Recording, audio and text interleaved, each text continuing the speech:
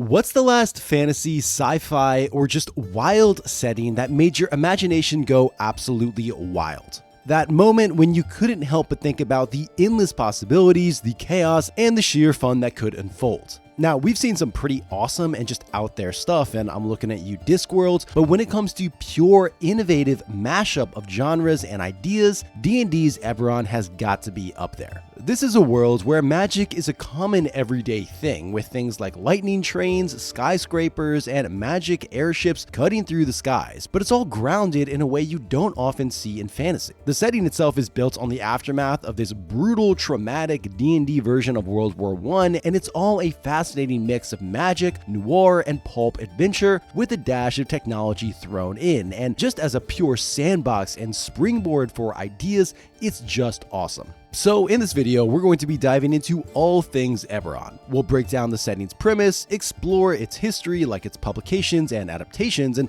finally take a look at where things are headed today, because there's actually been a ton of recent developments and releases. So let's dive into it and explore whatever happened to Eberron. Hi everyone, my name is Otto, and welcome to Exits Examined. We'll be exploring series, franchises, and more after their prime time has seemingly come to an end. If that sounds good to you, there's a like and subscribe button below, and I want to give an enormous shout out to my patrons who keep this channel alive. You guys rock. Okay, so what is Eberron? Well, on the surface, it might seem simple, just another D&D setting. But the second you start looking into it, things get a little confusing. You'll hear it described as noir fantasy with industrial era style technology, and you'll also hear terms like steampunk or even dungeon punk, D&D after World War I, or even Indiana Jones combined with Full Metal Alchemist. And honestly, none of them are wrong, I guess. Eberron is one of those beautifully chaotic genre mashups that somehow melts together into its own delicious primordial goo, and one that evolved into something completely unique. Okay, so let me stop rambling and actually try to explain. Eberron is a Dungeons & Dragons setting that first dropped in 2004 and is an absolute blender of influences and inversions of tropes. You've got your classic medieval fantasy, but also dark intrigue, swashbuckling adventure, and a heavy dose of geopolitics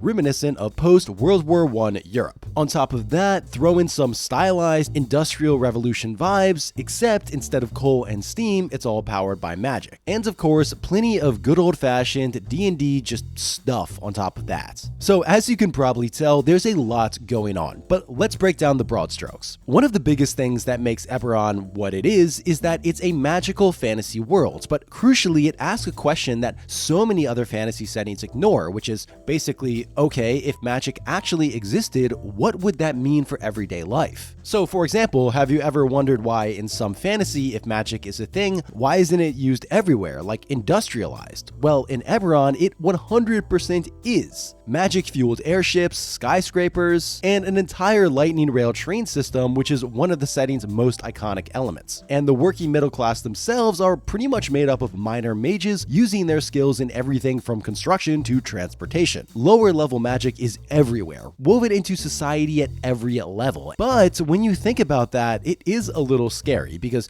humans, and well, every other sentient species in this world, are fond of doing what they do best, and that is blowing up. As such, Eberron's entire setting is built on the ashes of the last war, which no, really, that's its official name, because it was so catastrophic and so devastating that it was supposed to be the war to end all wars. And if that sounds familiar to the real world, yeah, that's because it's very much D&D's version of World War I. And as such, you can bet that magic was used in battle and industrialized, leading to levels of destruction never seen before. Basically, imagine squads of wizards launching fireball staves like artillery, or entire armies of magical constructs built solely to fight and die on the battlefield. This is an industrialized military magic machine on a massive scale, which is terrifying if you think about it, right? Now, the war on the main continent of Corvair wasn't started by some dark lord or the theft of a world-ending magical artifact. It was actually politics, a messy, ugly, all-too-human succession crisis that shattered an empire into 5 regions. Well, for now, since one of them got turned into a post-apocalyptic wasteland at the end of the last war. And even though the fighting has officially stopped, you can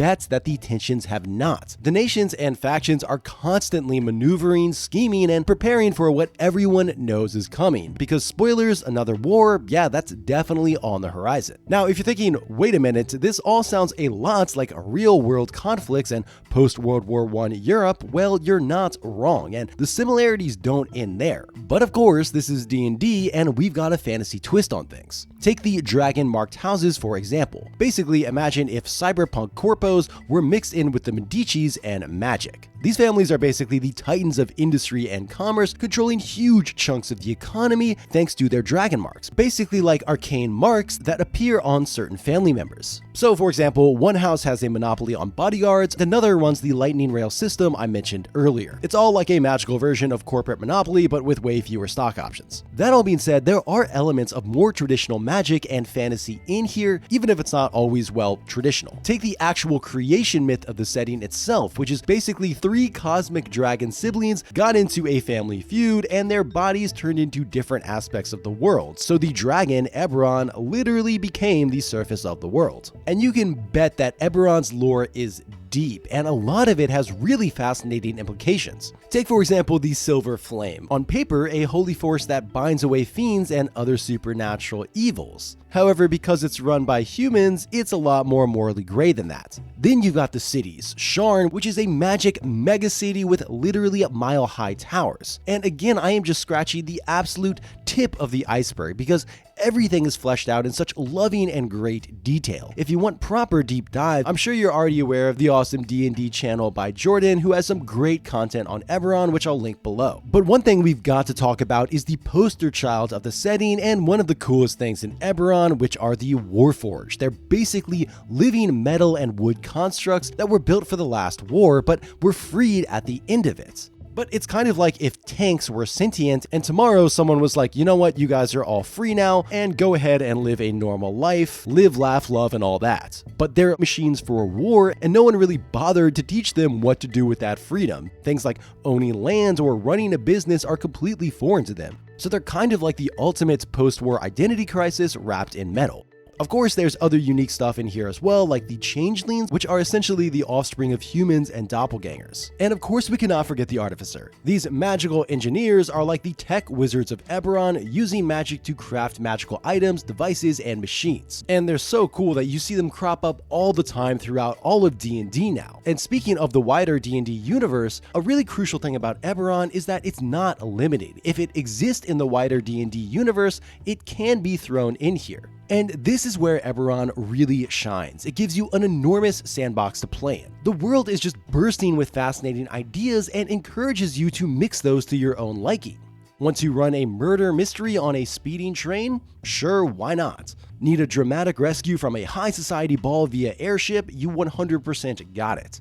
Or how about unraveling a conspiracy of fiends and dragons, and with its post-war vibe with veterans with a ton of secrets running around just waiting to be pulled into a wild adventure, the options here are just limitless. And the factions in Eberron really bring this to life too, offering everything from political drama and mysteries to classic adventuring across new lands. The world just feels so deeply fleshed out, with questions left for the DM to answer, and even the most absurd details having meaningful impact on the lives of its inhabitants. And again, it's all wrapped in this kind of realistic and very meaningfully crafted world. Eberron doesn't feel like it's frozen in time, even if it technically is. There's this constant sense that the history is in motion, like events are happening right now, and with all that being said, honestly, it's easy to see why this setting is a fan favorite. So who came up with such an innovative and captivating setting? Well, Eberron was created by Keith Baker, a lifelong D&D fan and game designer. It all started when he entered Wizards of the Coast fantasy setting search in 2002. Now, the contest invited fans to submit ideas for a new D&D campaign world, and Baker's submission was chosen from over 11,000 entries. And what really stood out about the setting to Wizards was the challenging mix of genres in there. It all just had this freshness and boldness to it with a really thoughtfully and intelligently written world. And Baker is now kind of an idol in the D&D community. He's the kind of creator who keeps giving back to the setting, and you could tell that it's really been a labor of love for him for over 20 years. Even today, he runs an incredibly active blog and a fantastic podcast called Manifest Zone dedicated to all things Eberron. So today's sponsor is, well, no one. But I do want to give an enormous shout out again to my patrons who make this channel possible. Now, my goal is to eventually reach $200 per month so I can hire a video editor and, not pay them terribly, which will hopefully help me from releasing videos on kind of a bi-weekly schedule to hopefully releasing a video every week. And having an editor would really help me out with that. Now, if you do join the Patreon, aside from helping me out with that goal, you also get access to the channel's Discord if you want to yell at me or just say hi. Now, I'll link my Patreon below if you want to check it out. And again, huge thanks to everyone who's already doing that. I could not do this channel without you. Okay, so we can all agree that Eberron is a cool setting, but how does it actually play? Well, that depends on which edition you're talking about, but at its core, Eberron really excels at what it does, and that is being an absolutely fantastic sandbox. It doesn't shackle you with a rigid meta plot where your characters are just spectators to some epic saga about god kings and chosen ones. Even if there are interesting characters in the setting, your campaign is the focus of the story, which after all is why a lot of people play D&D in the first place. And aside from the setup, mechanically there are some unique things going on here, like dragon marks, which aren't just in there for the lore, they give unique magical abilities tied to specific bloodlines. And speaking of magic, it does work a bit differently compared to other D&D settings. Now, low-level magic is commonplace and you can see it sprinkled throughout everyday life, while high-level magic, including resurrection, is way rarer. Now, that all sounds great, and it is, but I think one downside and a kind of hurdle for a lot of people is the sheer amount of lore you have to consume just to know what the is going on. I mean, like compared to other D&D settings, which can be explained roughly in a sentence or two, this setting does have a lot going on. Tons of factions, politics, and names that sound like a random syllable generator had a stroke. That all being said, once you're in, you're in. And that depth that made it so intimidating is actually what makes the setting so great. There's always something new and awesome to uncover. But for the first-time player, it can be a bit overwhelming, and that's not helped by the fact that Eberron has seen multiple editions, which brings us to the additions. Because yeah, although Eberron is a relatively newer kid on the block in terms of D&D settings, it has been around for a fair bit, releasing first in 2004 for D&D 3.5. Now for context, fan favorites like Dark Sun came out way back in 91 during 2nd edition, so compared to the old guards of D&D, Eberron is practically an edgy teenager and probably blasting Linkin Park, which by the way, Linkin Park was crafting out banger after banger when Eberron was initially conceived and released. Coincidence? You decide. Speaking of bangers, original 3.5 Eberron campaign setting book was packed with all the good stuff. Pages of lore covering everything from political and economic structures of nations to the unique culture of its races, all with this underlying logic to its world, and this is pretty much the Bible for the setting. But beyond the core setting book, 3.5 had a treasure trove of other Eberron content. There were dedicated supplements fleshing out key parts of the world, and that's not even touching the mini adventure books that you can bet took full advantage of Eberron's pulp tone. Eberron was 3.5. It was built for the edition's mechanical depth, and it thrived in it. Even if you don't play 3.5, these books are worth picking up just for the sheer amount of lore. They're some of the most comprehensive world-building resources D&D has probably ever produced. Now, 4th edition also got a version of Eberron when it rolled out in 2009. There was a core supplement and a handful of adventure books, and while it kept most of the setting intact, some lore was tweaked. Other tweaks were mechanical, adjusting Eberron to fit 4E's system. Then we got to 5th edition in the late 2010s, and there is some good amount of just stuff in here, but compared to the lore-rich 3.5 era, 5E's take on Eberron was much lighter. Now, Rising from the Last War is a solid book, but it does trim down on a lot of detail from the original setting. But if you're into 5E, yeah, these are definitely the ones for you. Now, if you're looking to get into Eberron for the first time and don't know where to dip your little D&D toes in, you'll usually see people recommend Rising from the Last War, Eberron Campaign Guide, and actually the fan-made Eberronicon, which is marketed as a pocket guide to the world and currently, as of the making of this video, is on sale, which no one paid me to say that, but yeah, it's a great broad overview of the setting if you want to try it out. Now, if you're not a D&D nerd or just don't have someone willing to play Eberron with you, I totally get it. Believe believe me, I've lost count of how many dates' eyes have glazed over while I try to convince them of the benefits of a Warforged artificer. But actually, it's all good because it's not just a D&D setting. You can experience it without ever touching a character sheet, and a huge part of this is the surprisingly large number of novels set in the world. Now, before you panic, this isn't something like Dragonlance, where you need to wade through nearly 200 books, but Eberron still has a hefty number of novels, enough to actually be a little overwhelming, especially since they're spread across multiple series,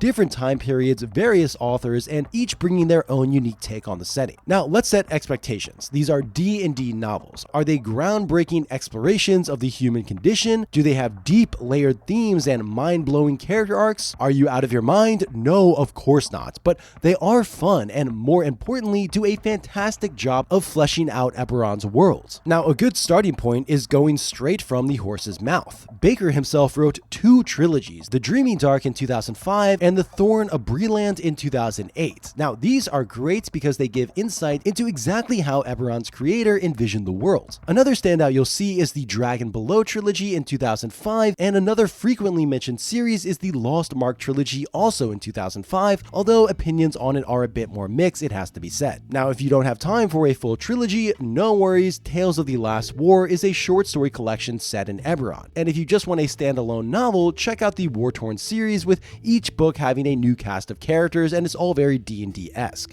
Now, if you're more of a visual person, Eberron did get some comic book love. While there were never really that many, a handful of comics explored the world, offering some cool canonical glimpses into the setting. The most notable of these is probably Eye of the Wolf in 2006, written by Baker himself. Now, speaking of visual mediums, over the years, D&D has had a ton of video games, and you'd think Eberron would be the perfect setting for these. Well, yes, that's true, but sadly, it's been criminally underutilized with only 2 games out there. Now, we've seen a wild amount of D&D games with everything from classic RPGs, as you'd expect, to full-on dragon simulators, but real-time strategy games, not so much. And that's why Eberron's Dragon Shard in 2005 is such a fascinating outlier. Published by Atari, which, yes, really, Dragon Shard is an Eberron-themed RTS, which honestly makes a lot of sense considering the setting's major backstory revolves around a world war. You'd think a strategy game would be a perfect fit. And to its credit, Dragon Shard is a solid game with a surprising amount of polish for its time. That said, not everyone felt it truly captured Eberron's unique flavor. You'll see a ton of people pointing out that sometimes it felt like a generic fantasy RTS, drawing heavy comparisons to Warcraft, and overall just feeling way more generic fantasy than Eberron, if that makes sense. Still, it reviewed pretty well at launch, and let's be honest, it could have been way worse. Then there's also Dungeons & Dragons Online, which is an MMO that launched in 2006 and is still around today. As the name suggests, it's not just an Eberron game. Later expansions added content from Ravenloft and the Forgotten Realms, but the original game was set in Eberron. And actually, if you want an incredible deep dive into this, I'm sure you're also already aware of the incredible Josh Strife-Hayes. No surprise he covered this one in depth, which I'll link below. And that's it, which kind of sucks because Eberron is perfect for a video game adaptation. The setting has everything in it: skyships, lightning rails, pulp noir intrigue, a world recovering from war, and it's basically begging to be turned into an open world RPG. Just saying, something Disco Elysium-esque would be a super cool fit. And at the very least, we all deserve at least one lightning rail level somewhere. Just one. Is that too much to ask? But hey, with the massive success of Baldur's Gate 3, maybe things are finally changing. And hopefully this proves that D&D video games are still very much in demand, and 2, that there are other settings beside the Forgotten Realms, but that one might be a tougher sell, but hey, we can dream. So what does the future look like for the series? Well, compared to the many other D&D settings that have sadly fallen by the wayside, Eberron is going surprisingly strong and seemingly only getting bigger. It's constantly one of the most popular settings in D&D, and Wizards has definitely taken notice. Now, there's no shortage of Eberron-related publications, with more on the way, and it's already been announced in 2025 that we're going to get an upcoming sourcebook. And as of the making of this video, Wizards has even begun playtesting material for the book like last week. Now, that said, it's not all good news. In 2023, Baker himself seemed to kind of be taking a step back from Eberron, at least with his dealings with Wizards, or in his words, he wanted to narrow his focus. Quote, "I love Eberron. There are many corners of the setting I've yet to explore and many details I've imagined that I've yet to share. But the simple fact is that it's not mine. Eberron is wholly owned by Wizards of the Coast, and that limits what I can do with it. Eberron is my best known creation, but there are limits and risks to putting all of my creative energy into developing content I don't actually own." End quote. Now, despite this, and ending his Eberron-based publishing company, Baker has 100% remained active in supporting Eberron. He's released a bunch of third-party source books, and like I mentioned, his website and podcast are fantastic resources for fans. And in fact, throughout 2025, his goal is to write about a different dragon-marked house each month on his blog, so yeah, there are no signs of any of that slowing down. But if all of that still isn't enough for you, the fandom that Eberron has inspired is pretty dang die-hard. The Eberron subreddit and Discord are thriving, and there are countless homebrew projects converting the setting into everything from Pathfinder to Savage Worlds and beyond, and fans continue to expand on the world in ways that even Baker probably could never have imagined. Now, if you're looking for some standout fan content, the DMs Guild as a whole is fantastic, and I'll also link a list curated by Baker himself below. So all that begs the question, why? Why, out of the many settings across Dungeons and Dragons and other tabletop RPGs, has Eberron managed to cut through the noise and become one of the most memorable standouts? Well, like all things, it probably depends on the person, but I think it comes down to a few key things. Eberron is a world that can be whatever you need it to be. It's high fantasy and low fantasy at the same time. It's got medieval castles and pulp-style action sequences, gritty crime syndicates, and globe-trotting adventure with gothic horror creeping in the shadows, as well as frontier towns on the edges of civilization. It's also got its very own unique take and unique voice, with its own races, its own take on magic and morality, while still remaining very grounded with its post-war themes and politics. And you could tell that all the world building here was very purposefully and thoughtfully crafted. Magic isn't some rare untouchable force, it's embedded in daily life and woven into society in a way that makes the world feel lived in. It's a setting that doesn't just ask what if, but actually follows through on the answers. And this all leads to such an incredible sandbox, which can be as lighthearted or as grim as you want. It can be traditional D&D, or it can be something completely different. But what do you think? Why has Eberron been so well loved throughout the years? Have you played it? Do you love it? Do you hate it? Why don't you tell me all about it while we board the lightning rail? But if you're a Warforged, just make sure to please watch your head as you enter the car. Thank you so much for watching. I want to give an enormous shout out to Harvey C for fact checking, and I'd recommend to check out his Eberron fan work, Eberron Papers Please, which I'll link here below. I also want to give another shout out to Arkwright for helping me fact check and bounce ideas off of. No shout out is ever complete without shouting out my patrons, who again keep this channel alive and possible. Seriously, you guys are amazing. As always, if you ever have any suggestions about what you want me to cover next, please drop a comment. It's always really cool to hear what you guys have to say. Thanks again. I'll see you guys next time. Bye.